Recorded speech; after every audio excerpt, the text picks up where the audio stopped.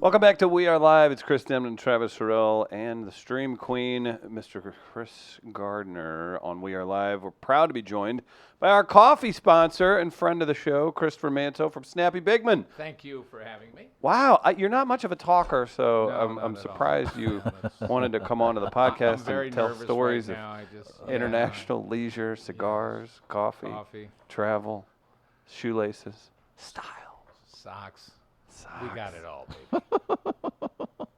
Travis, he might be your uncle. He's really into socks and shoelaces. I think you know how biology works. I think I do, and I think he's got impeccable style. Again, we're proud to be working with Snappy and the coffee.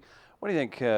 Has the quality of the coffee gone up 400 million%? Well, we were officially sponsored by Folgers for about 6 months, and that wasn't pleasant. No, not so good now we have at all. real coffee. Yeah, this is pretty you serious. can't have the lows, the highs. This is some delicious coffee. Currently drinking some as I speak. Yeah, absolutely, and it's available online. Easiest way to order it, Snappy Bigman. SnappyBigman.com. Yeah. We've got a website that it's adequate for right now. We're trying to build that up a little It's bit. worth it, and it's and you brought us in all these special blends and everything. Let's do the coffee nerd question. And Gardner, I can't remember if you get into the specificities of coffee much, since you drink coffee every day of your life.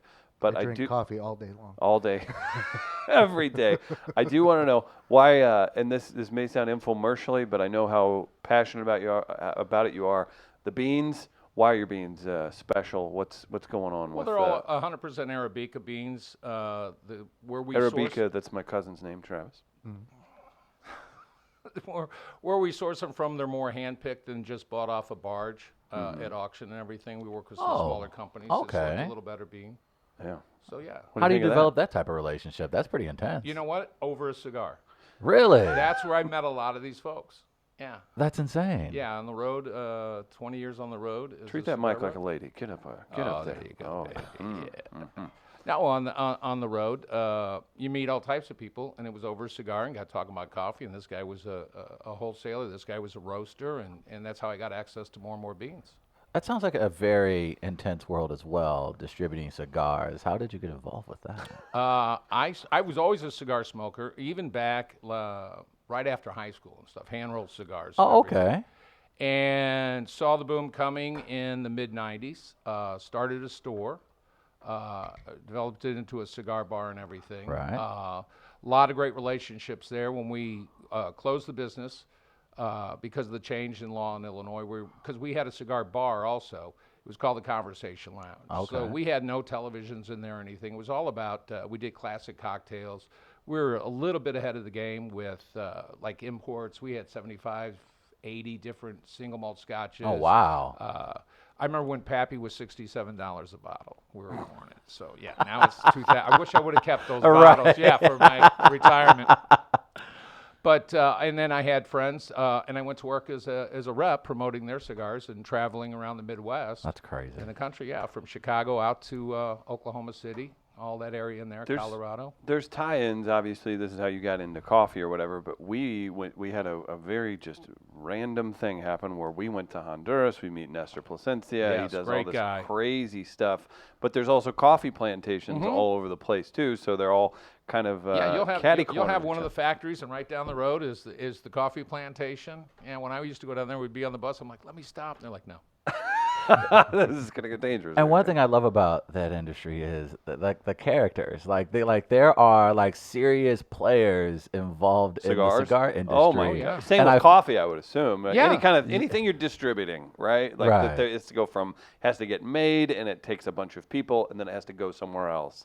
There's some interesting folks involved with that. Is that how I'm just curious as to why are the characters the way that they are in that type of business? Is it because it's just so fast moving? It's international, so you're meeting people from all walks of Yeah, life? it's international. I think it's really the passion that these people have. Like Nestor Plasencia is a very wealthy man.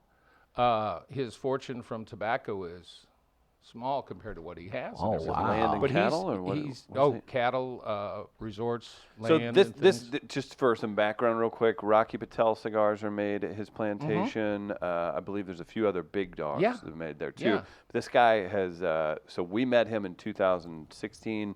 and he has escaped 2 different revolutions, Cuban Revolution and Nicaraguan Revolution. The guy's been through some stuff definitely to get where he's at, Yeah. and the fact that he's doing it in Honduras still, it's wild. It's absolutely wild. Yeah, but he's at the fields at the factory every day. You know, We saw his office. Yeah, well, you've seen him. He's in a pair of jeans, a pair of work boots, a flannel shirt, a little windbreaker and stuff. He's not, and they're just genuine people. Right. And you can see it when they talk about the product. You hear it in their voice. You can see it in their eyes and everything. And it's that love, and I think that's where that connection is. It's really the cigar industry is really a small family. I mean, there's a lot of second cousins that are attached to when you get out. But yeah, it's really a small family. There's some big companies, but there's not as many factories, not as many producers as what you think. And Nestor's one of the biggest. He produces a lot. I mean, there's hardly anybody who's not using some of his tobacco. That's wild. And the footage we shot and the interview we actually did with him will never see the light of day, but it was extremely interesting, just the process of that, and then the handmade aspect of everything, which again, too, we wanted to go to a couple different coffee plantations, but they kind of gave us the same, like, yeah, maybe don't go well, there. Don Lee's a little different. Yeah. They don't want you to wander too far out of sight. Yeah, that'll happen in some areas like What- that. You can't what- just yell that you're from St. Louis and people in Honduras. Like, leave you oh. alone. Yeah. Well, your ransom just went up. Yeah. But what drove your passion? Like you talk about people in the industry having that type of passion. What fires you up? Just the camaraderie with it. I mean, you get to meet a great group of people every day. It's even though it's the same thing, it's always different. Okay. It's just the connection you make, especially with like a cup of coffee and a cigar. I mean, when you walk into a shop, and shops have changed over the years now because of the non-smoking laws. Of course. Things like that have kind of driven them into a different venue. But there's still those shops out there where you could walk in anywhere in the country. You're out of town. You're doing whatever you're doing. All right. And you go to have a cigar, and you're by yourself, and you go in there. And a lot of times there's that group that's in there. The owner's like, you're Travis. Hey, let me introduce you to the guys. And the guys don't ask what you do. What do you like? What do you like to do? They don't care who you are. I mean, you can find anybody in a cigar shop. Yeah. Bookie, I've seen it. Yeah. Lawyer, judge. Okay, the judge you always got a morning judge. Yeah. He's been retired for 12 years, but Right. morning judge. NFL Hall of Famers. Yeah. You'll see that all kinds of walks of life Yeah. kind of connecting over that Well, other and conversation. it's a big connection too between there's no age either. Good Because you'll point. take a guy who's 20-something years old, 25-year-old guy who's just starting out. Right. He makes those connections. Now, he may be talking to a guy who's his dad's age, and maybe he doesn't get along with his dad, or they don't have those conversations. But these guys kind of take them under their wings. Nobody's really judgmental. You always, the thing is you've got a cigar, cup of coffee, you got about 45 minutes to an hour to have a conversation. Okay. It's not an argument. You'll have some people that, I don't like Travis can make but- it into one. Yeah, well, yeah, I believe that. I am contrary. I'm contrary. I was raised that way. It's a disease. Don't mind me. It's a No, disease. it's your thing. It's a little shtick. We have a quick question from one of our listeners. Go to daily budget smoke for a cigar. Oh my God! I would have to say the STL Special in the sun grown. Okay. Around $7 a stick. It's actually from a local guy here in St. Louis. That's the best answer you could possibly give. Yeah, Okay. and that I helped him create that cigar. Oh, So- okay. Yeah. Maybe you two are more similar than I realized. I'm seeing something here. I'm curious too about the coffee. Do you have a favorite of the blends that you made? You brought us a bunch of different blends, and Yeah, we get excited each one we pop open. No, do I have a favorite? Not really. My go-to is probably no. I can't say I do because Yeah. when I'm working with beans all the time, we're going to be bringing out some single origins and things like that. We've changed on what we're going to do. We were never going to grind coffee. We're actually working with somebody. We're trying to finalize the artwork now. We're going to bring out K-cups. I mean, I'm a passionate person about it, Right. but I'm also a person who needs to pay for therapy. So Amen. that makes my copay. You're speaking. Great point, because St. Louis Counseling Services sponsors our show. stlouiscounseling.org is the website that Chris could go to. Christopher, right there, St. Louis Counseling, improving lives since 1955. Right there, so We've got you covered. You can go see Tom and our pals. They I'll work get that with us. card afterward. Let's Yeah. make you can listen to their podcast, Mental Health Matters. They record it right here at Midcoast Studio. If you or someone you know is in need of counseling services, that's businesses, schools, individuals alike, no matter the income level or the size, St. Louis Counseling is here to help. Great job, Chris. We discussed that. What do you recommend for people who call themselves not coffee drinkers? I have friends who just look at me crazy because I've become a coffee guy over the last handful of years, and they're just like, what is it about coffee that draws you in? So what should I say to them for people, especially when I'm offering them your brand? How do I get them to get into coffee, and where should they start as far as maybe a particular blend? Wow. Here's the thing. I've heard people say they love the smell of coffee, Right. but they don't like the taste of it. Right. I never really understood that until I was talking to somebody. I don't like chocolate, Okay. but I love the smell of it. I'll walk into a store to get my wife some coffee or some chocolate and everything. Love the smell of it, but it's like I don't like the taste. Okay. So, sometimes I don't think you're going to be able to turn somebody on to coffee, but a lot of times I think if they start with a better coffee, a lighter roast, Okay. sometimes, where especially if they're like tea drinkers. I mean, we all have that one person who goes to breakfast and orders a Diet Coke, which is just. We only go to breakfast with them once. It's like you followed our lives the last 15 yes. years. God, yes, there's always one. Yes. But, some people are going to like it, some people don't. Right, But I okay. think if you start with a better coffee, that's like when we do our coffee tastings and things and we show people. To me, it's like when you walk into a restaurant and there's no salt and pepper on the table. I think it's fantastic. Try the food. When we do our makes sense. coffee Yes, tastings, yes. there's no cream or sugar around. Oh, And you'll hear people say, well, I always okay. put cream and sugar in. Okay, I see. Why? I don't like the taste of coffee. Maybe you're not drinking the right coffee. Okay. Now, at least taste it. Now, if you want to put cream and sugar, go ahead. Okay. Yeah, I'll talk about you later when you're gone. That son of a That- bitch. Here, That's how it works. I have a question, and this is me on a daily basis. If I could perfectly do it, I probably wouldn't drink the same roast throughout the day as I go through the day. Sure. I might preferably start with a lighter roast in the morning, and then maybe go to something more medium mid-afternoon or early afternoon, whatever that might be.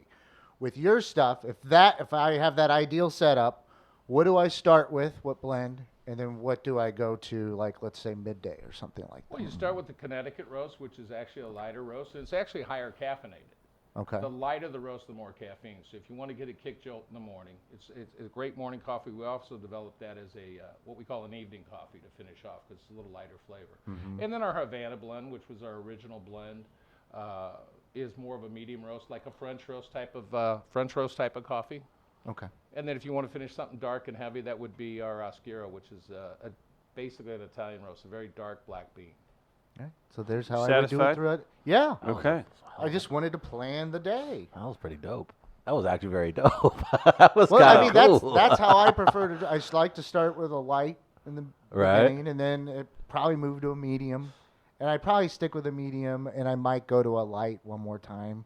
It's just that's if I can do it that way. Okay. Ideally, if I can set it up that way, that's how I would do it. Have you done anything with breweries in St. Louis to make a stout with them at all? No, I was actually talking with a brewer distiller in Omaha when I was still on the road. That's kind of fallen out of the way. I would like to do something like that. awesome. We've approached it. Yeah, I would love to do a coffee stout. Our whole thing was we wanted to find a couple, and we're still looking. We wanted to find a couple different brewers Right. around the area. I used to cover the flyover zone, the Oklahoma, Nebraska, Kansas, all that. And we had met these guys there. And I'd like to do like little limited releases. Now, some of them have bigger distribution. So Right. I don't think I want to do it as a long-term thing, so to speak, but I would like to do some short runs and be able to bring them into different bars or coffee houses and things like that and just play with that. But these guys have they got all the equipment now. So they can can it, they can do it. So, yeah, I think it would be a perfect tie-in. Can I ask you a question? You are the kind of person that I think if you did anything in the world, you have been incredibly successful at because you just come off as a person always in control. who raised you? Like, what was it like growing up for you? Like, who was that person for you that you looked to? Because I feel like if you were a general manager of an NFL team, like you could absolutely run it to the point where you could win a Super Bowl. So what is it about, like, the way you just carry yourself, the way that you dress? Who was that person for you that you looked to that molded this for you? Oh, my mom, for one. I mean, okay. you gotta give the mom shout. Of course. My dad was great too. They raised us, please and thank you. They raised us to be gentlemen. They raised us to take care of ourselves. And then I had other influences as I was growing up. People I worked for were mentors. And I'm 6'4". I worked for one guy. He was 6'4", 6'5", and he noticed I was walking. And he goes, "You know what? You look like you're shuffling. You got to take longer steps. You got to move faster, and it makes a difference. Your size looks slow." So it was things like that. Dressing was the same way. Guys said, "Hey, this is a little sharper. This is a little better." So there was a lot of influences, but a lot of good influences, yeah. And there was a few bad ones. That'll happen. Until the gag order's released, we won't talk about those. You've got your friends at Tobacpack watching right now. They want to give you a shout out. Jeff Hey, guys. saying hello. Jeff. So that's making it happen. I'm sure you've made friends throughout St. Louis, throughout the Midwest. Travis, great question about who's brought you to where you're going to be. But right now, currently with Snappy, I know we can go to snappybigman.com. What's the plan? Like, where do you want this to be in 5 years? Oh, sold to a big corporation. I'm retired on my own land. You know what I'm saying? I am so out. That's what I'm After saying. I decided on Keep it K-Cups, real! Yeah, on Yep, K-Cups, yeah. I was like, I'll sell out those. That I will not That is the forget best you guys. answer. Thank That you. is the best answer that anyone has ever given on this show. I appreciate that. and I will say that I will not snub you if I see you in public. That's very At good least of says you. it out I might loud. just give you the sub. head you of know, the sub. yeah. Give us head one of nod. those. Oh, that makes sense. No, I will. 5 years. Honestly, if the price was right, come on, who doesn't start a business without the hope of Right. retire? That's what I'm I would saying. sell Yes. and retire. Travis has been Yes. trying to sell our show. Man, I've been to, boy, yeah. somebody please, like Arby's, that one dude that hangs out outside I-70 exit downtown. Whoever wants to take it, have it, yay! So where is retirement then? Is it here or elsewhere? Oh, it'll be elsewhere. Okay. I'll keep a small space here, though. All right. I'll keep Oh. a small little, so I can come back. I like and where see that's where it all at. started. What a guy. What I'll a buy guy. my own plaque for the house. That's where I was raised Yeah. and things like that. Because I know the city's not going to do it. I like outstanding. to hear plan. what people's retirement plans are, like where they would go if they stick around. Or Well, I have a son who just graduated college out in Colorado, in Durango, way down south. Oh, Yeah. nice. He moved to, he's a scientist. He moved to Denver to continue his education, a master's degree and stuff. So I'd like to be closer to him. I don't have to be in the same city. But I like, it's like 1,200 miles away when he was Right. down in Durango. It was impossible to get there. Denver's a little easier, but Yeah. I would like to have several little places. I don't need to be that pompous and have one big place. I'll just show you pictures of all the places I am. That's smart. Because I'm more into planning of what I'm going to do when I'm homeless. I like to hear what people with, Real success have found and where they might go when they retire. Okay. So yes. Well, we're on it. Okay. We've got a young man who's rallied against St. Louis and Lyda Cruson for her smoking ban. Where does that fall with you? Do you feel that you're an ally of Mr. Chris Gardner and his menthol brigade, or do you feel like cigars and cigarettes are different? Well, cigars and cigarettes are different. I'm not a big fan of cigarettes. I don't have any problem with people choosing to smoke, though. It's just some of the things that go with a cigarette. Sure. The world's not your ashtray. Oh. I hate the out the car window. Okay. Things like that. But I think it's, we're all adults, and I think it's the individual right as a person, as a business owner. And darn good and well, if they say have a sign that says smoking allowed, why not? I think that was always my deal, is that especially because I hang out traditionally in what we would call dive bars. Sure. Neighborhood bars in the Central West End, and those have gone to the wayside, in particular in that area. There's only one left. There were about 3, but they were all smoking establishments. They're smaller, and drinks were cheaper, but it's where people from the neighborhood would gather for camaraderie, as Sure. as you bring up. And my only thing was they're small business. I know they're doing business, whatever, but it's just let them. My thing was always just let them decide. Well, let them decide what they want to do. It's their choice. The people that work there, it's their choice. They Yeah. know what they're going to be around. And like I would go to a non-smoking bar. Guess what I wouldn't do? I wouldn't light up inside the bar. I'd go outside or something Sure. like that. It's just to me, it was that simple. Well, and I think too when they have, and we know all money pays. When they exempt this guy, and this guy, and yet the casino you can still smoke in there. Yeah. Or there's other venues, private clubs that are in St. Louis that you somehow got around to. You can still smoke. Yeah, I can think of two right Yeah. now. Do you guys think that the recreational movement will ultimately bring us to a point where there will be establishments that will push legislators to say, okay, well, if we're now at the point where we're selling it recreationally, there's gonna allow venues, maybe bars. You'll think we'll never get back to the days of because- smoking anything in public And I like know- that, or in a public space. No, I mean it's in some like you have to have the club thing going on, Right, or whatever right. like that. But it's for me. Look for the cigarette stuff and that. And then people may think this sounds ridiculous. I think they've used the guise of healthcare in a way that hey, we would just that people just really don't like smelling like smoke, and those are the people that have got behind. Oh, that's Some me. of this stuff. That was me. Yeah, and I I'm was like, more than I'm happy. like, Yeah, just get rid of be this. honest with me about why you're doing what you're doing, and we can then have a legitimate discussion about how we can all get along. Sure. But if you're not going to be honest with me about why you're doing what you're doing, whatever. So I truly believe that. So I don't know that we get there, but Okay. hey, we are creative people, and we may be able to find ways around that and still enjoy each other's company in doing so. Wow. Well said, sir. Wonderful. Who's the most interesting or famous person you've ever had a cup of coffee or a cigar with? Wow, there's a lot of guys I got to meet over the years. Yeah. Probably Jim Belushi. That's a big one. Yeah. But him, Ron White, Cedric the Entertainer, a lot of different guys we've met. Yeah. Probably one of my funnest conversations was Steve Schirripa. And Steve Schirripa was on The Sopranos. Right. He played Bobby Bacala. Oh, okay. And so he was at one of the trade shows, and he was featured on a magazine at the time called Smoke Magazine. Real nice guy, and so you go over, you take a cigar, you get a picture with him and everything. But he had just written a book, How to Be a Goomba, and how to dress like a Goomba. And so we got talking about that, and then it was like a 10-minute conversation.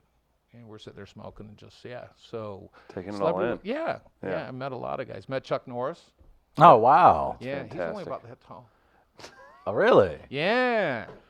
That's Yeah. how Hollywood open do these never guys fails. get? How comfortable do they usually get? Because it seems like you can break down a conversation pretty well. Oh yeah, you know what? Normally, because I'm not talking to them about, ooh, I saw you in this movie. Ooh, Right, ooh. right. I'm not Googling. It's like we're just having a conversation Shooting about the whatever. shit, yeah. Yeah, but Belushi I ran into a lot of times over the years. Oh, nice. At trade shows or up in Chicago, he would go to Diana's shop up and smoke. Oh, that's and, pretty cool. He's or Uptown big in, Smoke. big in marijuana now in Canada. I think he has like a huge marijuana farm, right?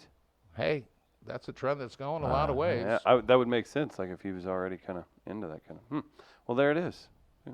Trev, how do you feel? Do we want Chris? What kind of day do you have ahead of you? Do you want to put it over the top? Sure. What?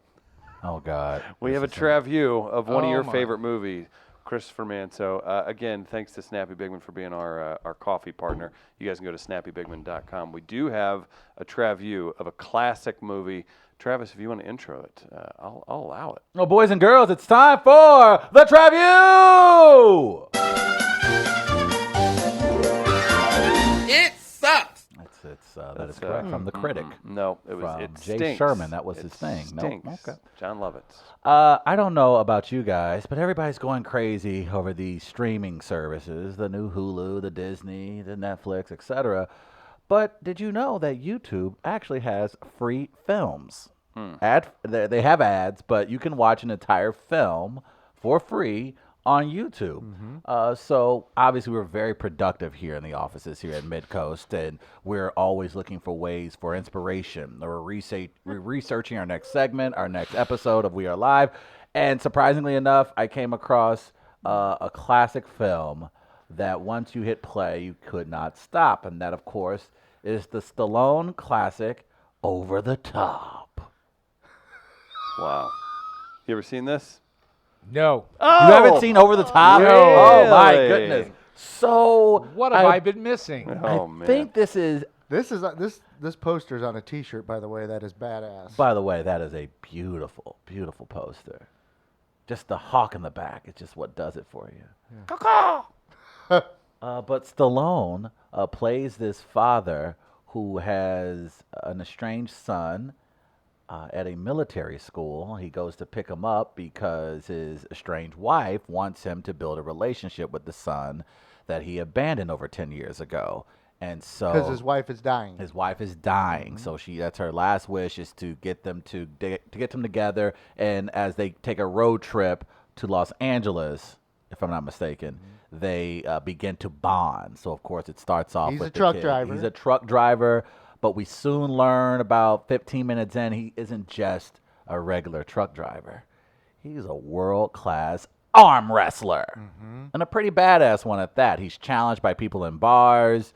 They want to take him on, and Stallone goes full Stallone. He puts the hat on backwards, boom, boom. An engine revs up inside him, and he becomes this masterful arm wrestler.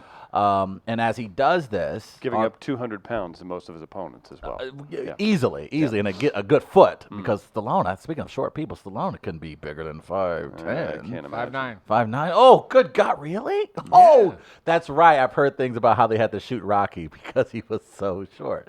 But so Kind of like having to shoot the volleyball scene with Tom Cruise. Tom in Cruise. Top Gun. Oh man, great camera angles, unbelievable. But so Stallone in this film begins to bond with his son. Rusty in the comments, turn that hat around. But it's a pretty so the plot, so it goes in some direction. So We have the trailer. oh, we have the trailer. Oh, awesome! All right, check this bad boy out. Tell me if Marvel can top this. Tell me if this is not a trailer from the 80s. What are the odds on Lincoln Hawks pitch? 20 to 1, pal. Real long shot. Locks, let's go. The world meets nobody halfway. Remember that. I don't have a father, sir. The world has always bet against Lincoln Hawks. This guy's nothing. Why'd you leave us? It won't happen again. What my grandson found, I don't care how you do it. Do it. But a winner never listens to the odds. Whatever happens, I want you to stay with him.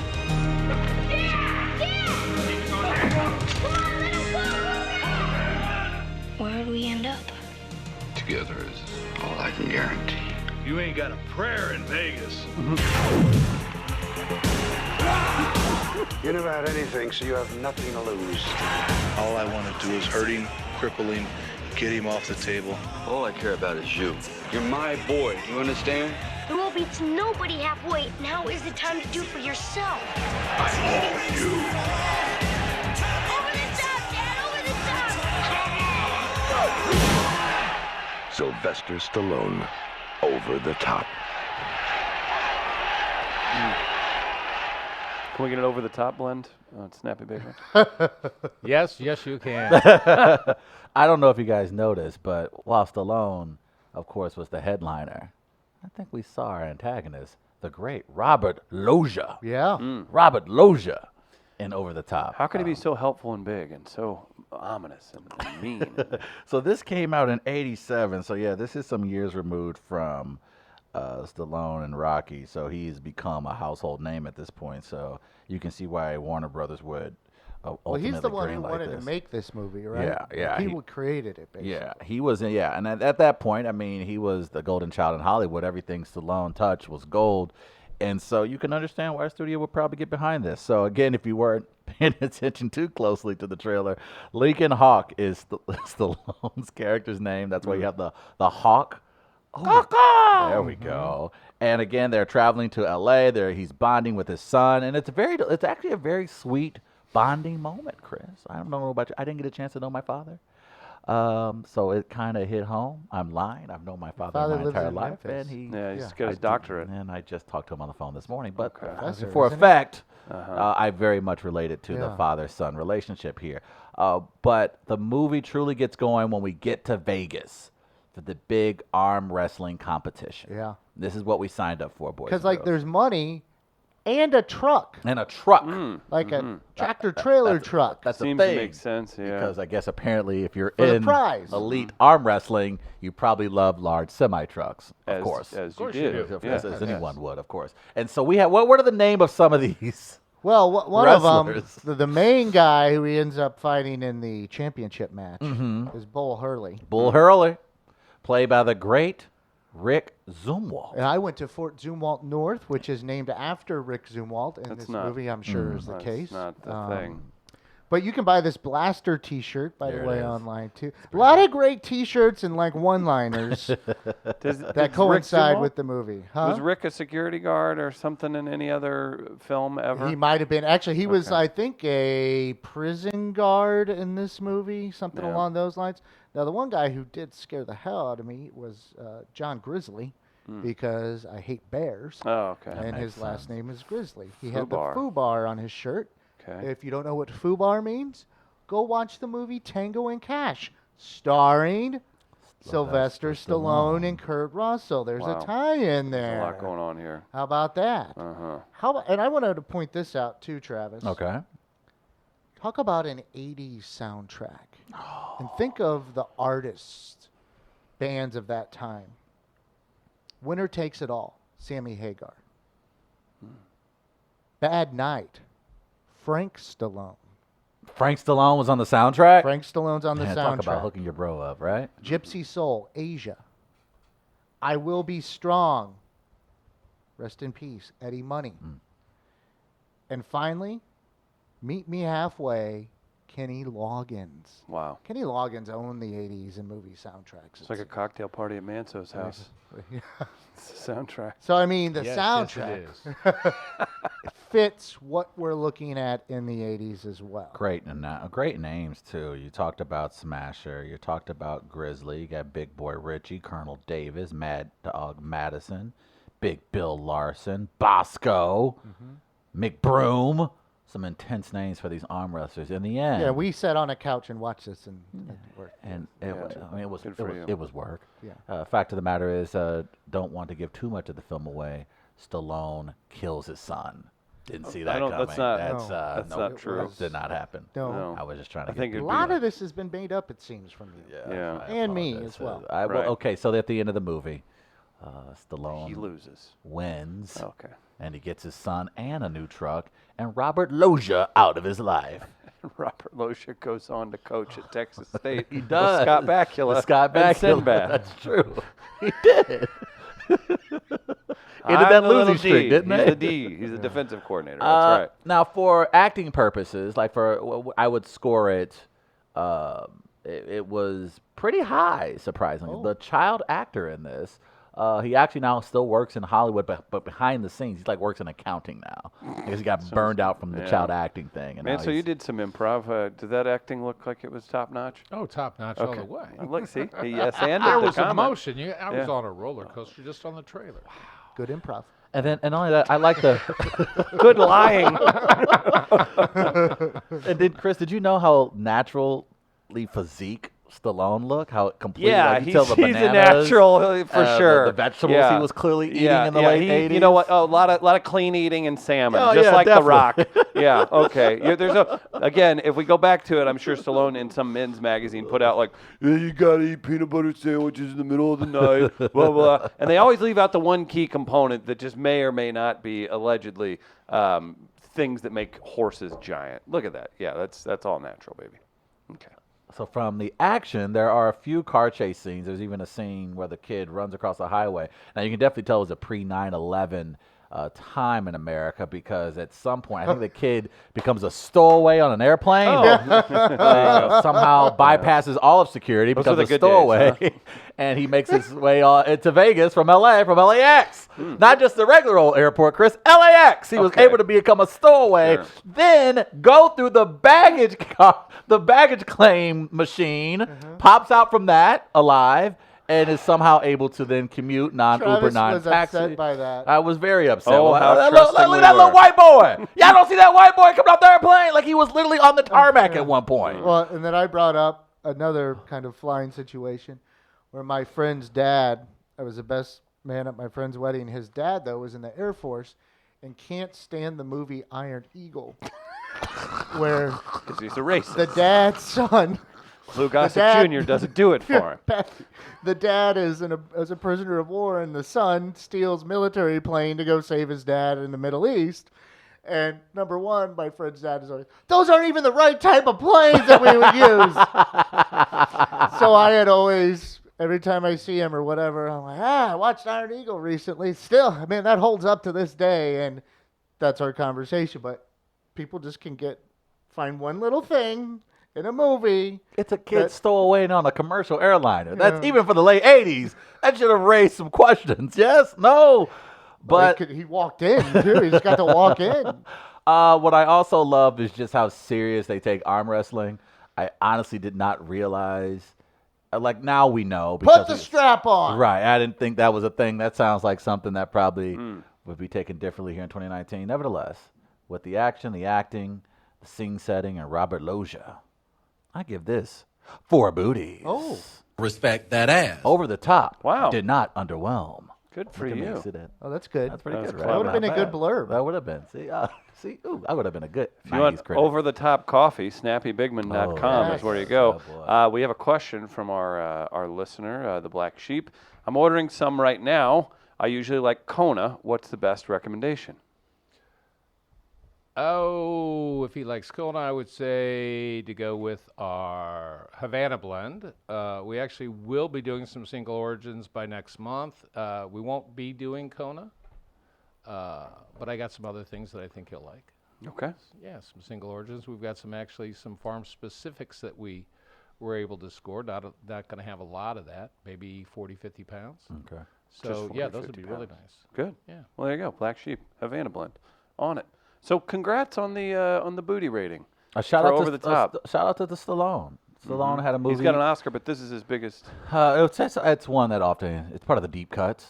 Shout outs to my man for releasing Rambo, the final Rambo, Last Blood this past weekend as well. How do we feel about the Last Blood? I mean, he's bringing another one of his iconic characters to an end, and the man's had a very impressive career. He got literally the first screenplay that he ever written. He knew nothing about writing.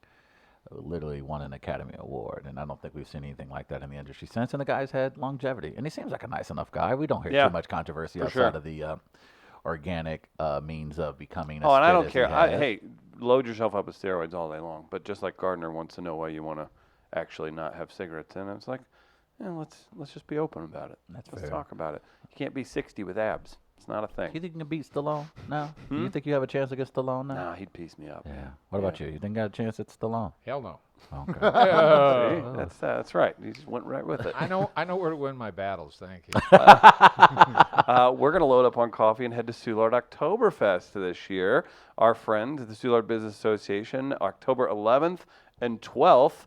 We'll be having Chris and Travis back to host the festivities. Boy, have they made Return to a Soulard mistake. Market Park on Friday, October 11th. Oh my, look at that from last year, Travis. October 11th and Saturday, October 12th. Did I take this? No, you did not. Absolutely, it was Obviously a professional not. photographer. Well, I could have set it up and maybe hit the timer. I was trying You to take definitely didn't. Okay. Celebrate Travis's German heritage, him and Soulard's at St. Louis through 2 days of food, drink, live music, and entertainment. Look at that handsome devil. Look at John Pertzborn from Fox 2. Couldn't remember which one he was with. Right there, the red hat. He'll be back this year as well. Food, drink, live music, entertainment. Soulard Oktoberfest 2019 will feature an open-air plaza, wine garden, 7 bands, including Grammy Award-winning Brave Combo, and they're the ones who've been on The Simpsons. Axe throwing activities, stein holding competitions, and the return of Oktoberfest. Nice. With St. Louis Low Brass Collective. Event is free and open to the public. And if you want to enhance your Oktoberfest experience, VIP tickets to the Beer Hall tent are available for only $20 a person. And that includes Beer Hall tent, exclusive entertainment, in and out privileges, official 1 liter Soulard Oktoberfest Stein, that's a $10 value that Travis is holding, premium beer selection, and many other great things. Check out Eventbrite for the VIP tickets. That's Soulard Market Park, October 11th and 12th. It's at 8th and Lafayette, if you were going to ask Chris. So that's I already knew what it was. Oh, okay. I'm hip to the action. He's hip to the action. Okay, now I know. Guys, reminder, we've got Happiest Hour this Thursday. Libby Higgins headlining with Kate Barton and our friend Molly Ambergy. Our friends at Jack Daniels and Schlafly are making that possible. Come out, 6 o'clock comedy, and have some fun with us. Chris, anything else we need to know? I think it's been a very fun appearance, and we're going to have to get you back in, tell some more stories, and hang out. No, thanks for having me. I mean, we're trying to grow. We're working on things. The business started kind of out of a fluke. Now it's a serious business, so we're getting ready to I'm researching to do either a GoFundMe or something because I put a lot of my own money into this. Of course. Now it's putting it back It's a way to in, do which it. is nice. I want to get the UPC code so we can start being in more places. We've got some connections. We've been talking to some local markets and stuff like that. So keep growing that's what we want to do. Well, we're going to keep drinking it. We love it here at Midcoast and We Are Live. So, Gardner, for Travis, for Christopher Manso, from Snappy Bigman, I'm Chris Denman. We'll be back live tomorrow, 8 a.m. See you then. Peace.